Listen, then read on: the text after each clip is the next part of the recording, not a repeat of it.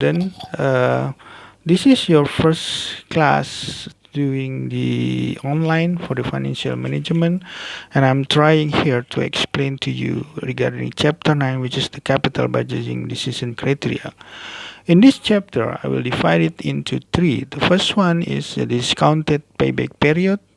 The second one regarding the net present value, and the third one will be the internal rate of return. I might divide this video into three. So this one is regarding the what the so-called here is discounted payback period using 17% required rate of return.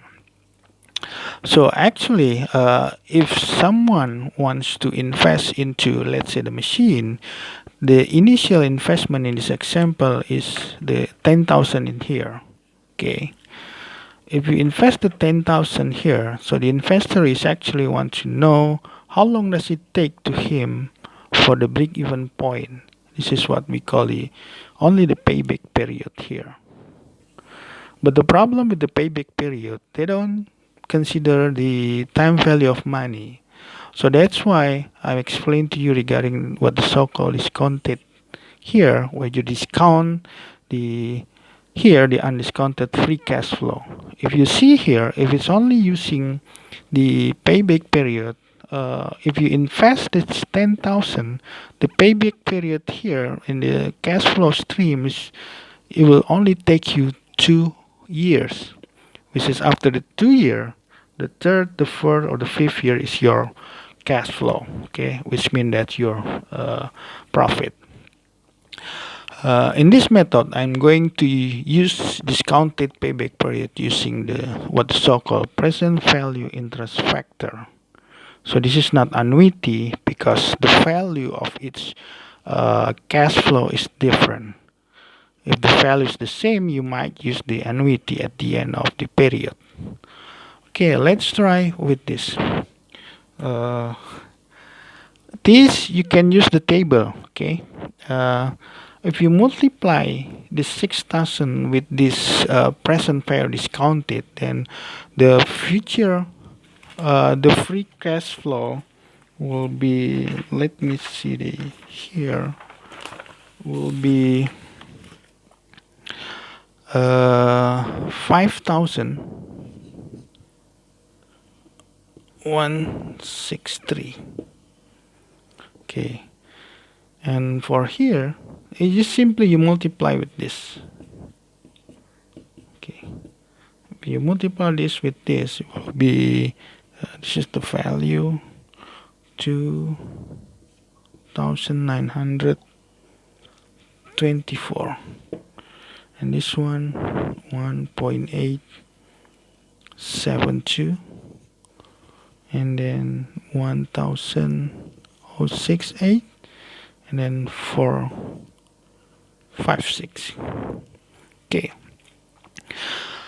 and then we move to the cumulative discounted of the free cash flow.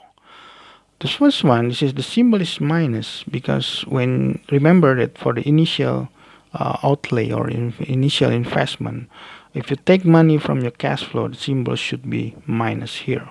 So if we subtract this with this, okay, it will be 4,870.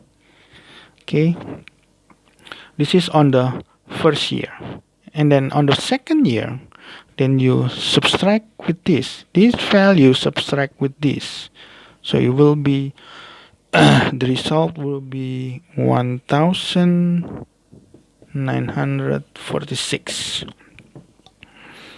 and then this you also subtract with this value, so it will last 74. Okay, if you add this up, it will be 10,000 here. So this is the 10,000. But the problem with the 74 here,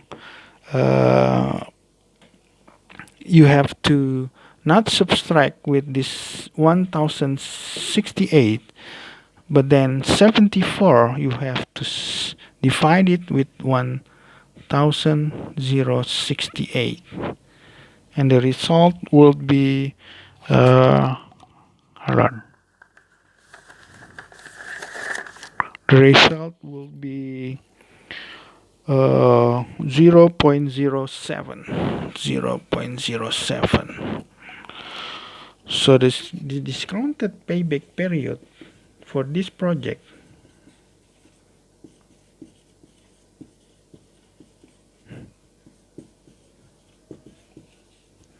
will be 3 years. This is 1, 2, 3, and 0, 7 years. So that discounted payback period.